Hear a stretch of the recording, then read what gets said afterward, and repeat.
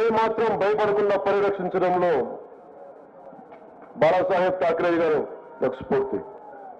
జనసేన 7 సిద్ధాంతాల్లో ఒకటైన ప్రాంతీయతను విస్మరించిన జాతీయవాదం అనే సిద్ధాంతానికి బాలాసాహెబ్ ఠాక్రే గారి స్ఫూర్తి.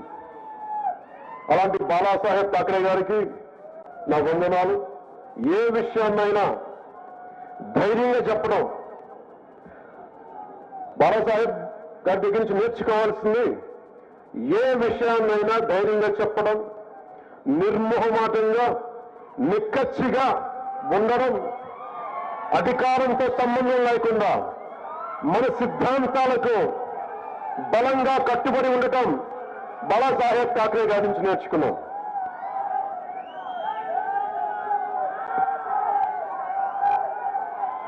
मैं पिछले दशक में जब मुड़कर देखता हूं तो मुझे दिखाई देता है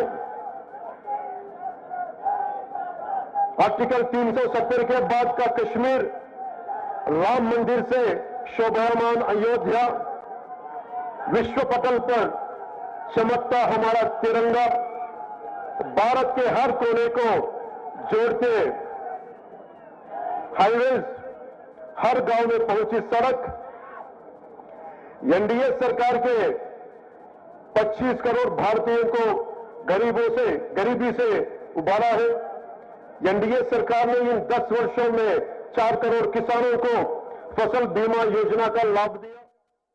एनडीए सरकार ने लगभग 12 करोड़ का लाभ दिया प्रधानमंत्री किसान योजना में।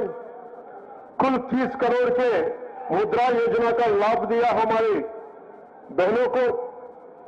पिछले 10 सालों में हमारे highway man of India Shri Nitin Gadkari ji ने इस देश को 11,000 किलोमीटर के नेशनल हाईवे दिए हैं।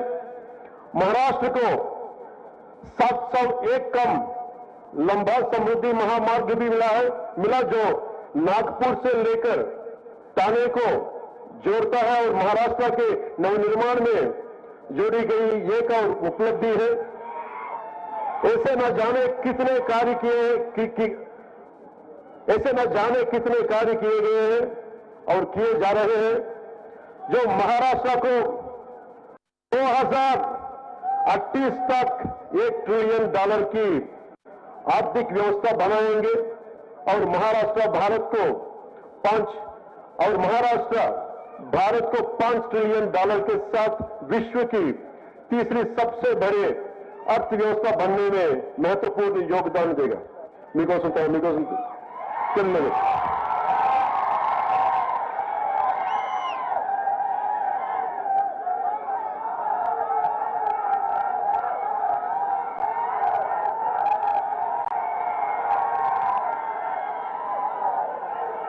గడిచిన 10 సంవత్సరాలు ఒక్కసారి గమనిస్తే ఆర్టికల్ 370 తర్వాత కశ్మీర్ కనిపిస్తుంది, దివ్య రామ మందిరంతో అలంకరించబడిన అయోధ్య కనిపిస్తుంది, ప్రపంచ పటంపై రెపరెపలాడుతున్న తిరంగా కనిపిస్తుంది, దేశం నలుమూలలను కలిపే రహదారులు కనిపిస్తున్నాయి, పల్లె పల్లెకు విస్తరించిన రోడ్లు కనిపిస్తున్నాయి. గడిచిన 10 ఏళ్లలో ఎన్డీఏ ప్రభుత్వం 25 కోట్ల భారతీయులను పేదరికం నుండి విముక్తి చేసింది, 4 కోట్ల రైతులకు పంట బీమా అందించింది, పీఎం కిసాన్ ద్వారా 12 కోట్ల మందికి లబ్ధి చేకూరింది. అలాగే ముద్రా యోజన ద్వారా దాదాపు 30 కోట్ల మంది ఆడబిడ్డలకు చేయూతనిచ్చింది. గత 10 ఏళ్లలో highway man of India Nitin Gadkari గారు మన దేశానికి దాదాపు 11,000 కిలోమీటర్ల రహదారులు అందించారు. మహారాష్ట్రలోనే నాగ్పూర్ నుండి తానే వరకు 701 కిలోమీటర్ల సమృద్ధి మహామార్గం నిర్మించారు. ఇది మహారాష్ట్ర నవనిర్మాణంలో కీలక ఘట్టం. 2028 లోపు మహారాష్ట్రను 1,00,000 కోట్ల ఆర్థిక వ్యవస్థగా తీర్చిదిద్దేందుకు ఇలాంటి ఇంకెన్నో గొప్ప అభివృద్ధి కార్యక్రమాలు చేపడుతున్నారు.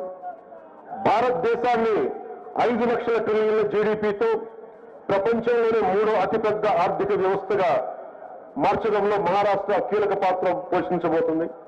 ఇలాంటి తరుణంలో మన దేగ్లూర్ నియోజకవర్గ అభివృద్ధి చాలా కీలకం.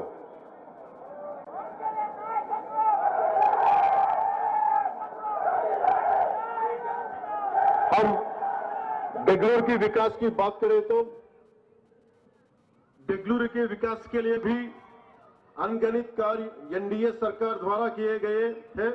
जैसे सरकारी विश्राम गृह बेंगलुरु का निर्माण, बेंगलुरु और बिलोली पुलिस थानों का निर्माण, बेंगलुरु कोर्ट का निर्माण, बिलोली कोर्ट का निर्माण कार्य है। हेमंतनाथी मंदिर का कार्य भी पूरा हो चुका है। बिलोली से कुंडलवाड़ी रोड भी बनकर तैयार है और हर घर जल योजना के कार्य भी 50% पूरा हो चुका है। ये जो सतत विकास कल कार्य एनडीए की सरकार में हुआ है और हो रहा है, यह इसी गति से होता रहे, इसके लिए हम क्या कर सकते हैं? हम उस सरकार को चुन सकते हैं जिसने महाराष्ट्र को 1 ट्रिलियन की अर्थव्यवस्था बनने का सपना देखा है। वो एनडीए सरकार है। इस सपने को पूरा करने के लिए हमें साथ चाहिए बेंगलुरु की युवा शक्ति का, बेंगलुरु की बहनों का, बेंगलुरु की माताओं का।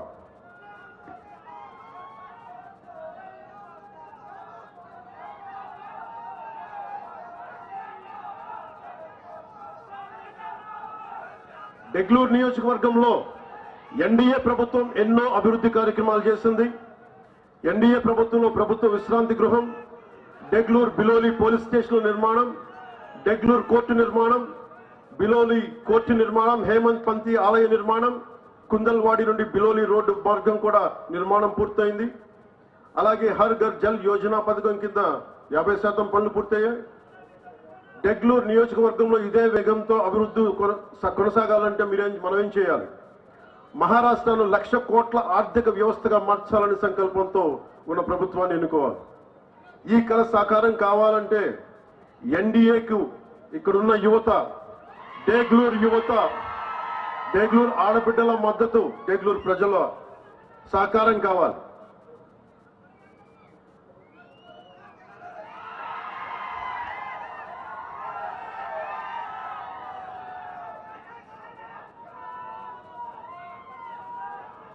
महाराष्ट्र के इतिहास की बात करें तो यहां सनातन की रक्षा के लिए ना जाने कितने वीरों ने अपना प्राणों की आहुति दी है, पर कांग्रेस ने अपने शासनकाल में क्या किया?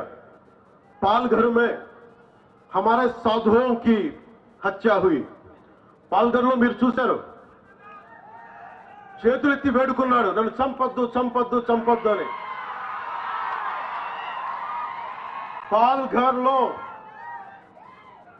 దేశం మంచి కోరే, సర్వజనం హితం కోరే పాల్ఘర్లో సాధువుని చంపితే, చేతులెత్తి వేడుకొని చంపితే ఒక్కళ్ళు పట్టించుకోలేదు.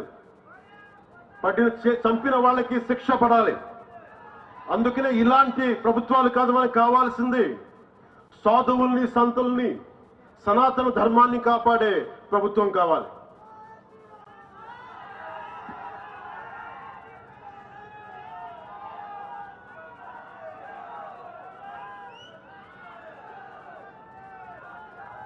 आपको याद है पालघर में हमारे साधुओं को कैसी हत्या हुई, और विशालगढ़ के ऐतिहासिक किले पर, మీకు విశాల్గఢ్ కిల్లా తెలుసు కదా మీకు,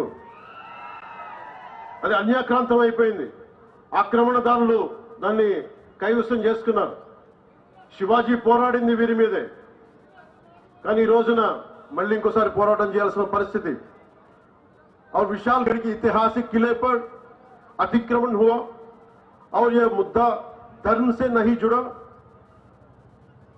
बल्कि शासन की लापरवाही और एक वर्ग विशेष को नाराज ना करने की आदत के कारण पैदा हुआ समस्या है.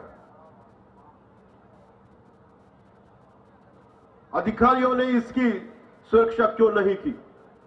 मराठों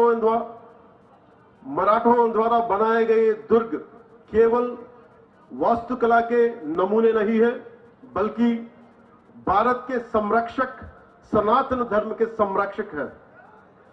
इन किलों ने न जाने कितने सालों तक आक्रमणकारियों के और न केवल महाराष्ट्र के लिए बल्कि समूचे दक्षिण भारत के बीच हिमालय की तरह खड़े रहे और हमारे लाखों मंदिरों की रक्षा की। అంటే మనం మహారాష్ట్రలో ఉన్న దుర్గాలన్నీ, ఛత్రపతి శివాజీ మహారాజ్ పోరాటం చేసిన దుర్గాలన్నీ, ఆక్రమణదారులు మనకి ఈ దుర్గాలన్నీ కలిపి దక్షిణ భారతాన్ని ఒక కోటలా కాపాడిని, ఒక హిమాలయ పర్వతంలా కాపాడిని, రానివ్వకుండా చేసి అందువల్ల దక్షిణ దేశంలో దేవాలయాలు కూల్చలేకపోయారు. దానికి మనం మహారాష్ట్ర నేలకి, ఈ కోటలకి, ఈ ఖిల్లాలకి, ఛత్రపతి శివాజీ మహారాజ్ ధైర్యానికి, మహారాష్ట్ర నేలకి, మహారాష్ట్ర వీరులకి నేను శిరస్సు ఉంచి నమస్కరిస్తున్నాను.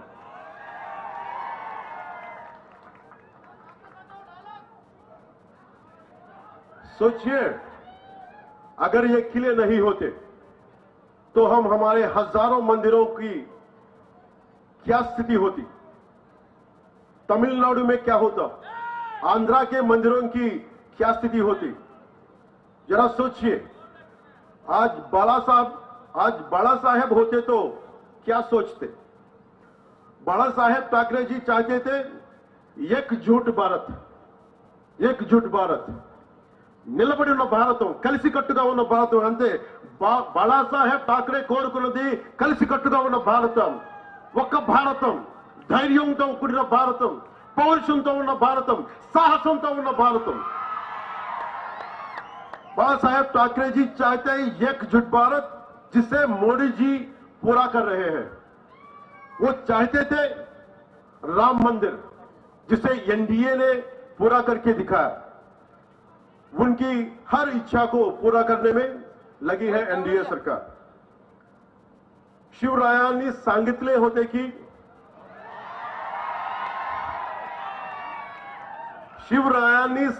होते की मराठा तिथू का मेळ व्हावा, धर्म वाढ, महाराष्ट्र धर्म वाढ व्हावा.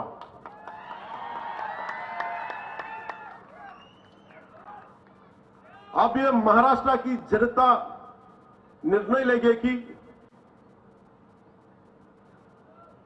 हम बटना है और कमजोर होना है. మనం విడిపోవాలా, బలహీనలు అవ్వాలా, या जुड़ना है और मजबूत बनना है. हम बटना है और अपने अस्तित्व को खतरे में डालना है, या जुड़ना है और उज्जवल भविष्य बनना है. हमें बटना है और अराजकता की फैलने देना है, या जुड़ना है और जन कल्याण विकास की तरफ बढ़ना है. మనం ఆలోచించాల్సింది, దేశాన్ని చాలా కష్టపడి సాధించుకున్నాం.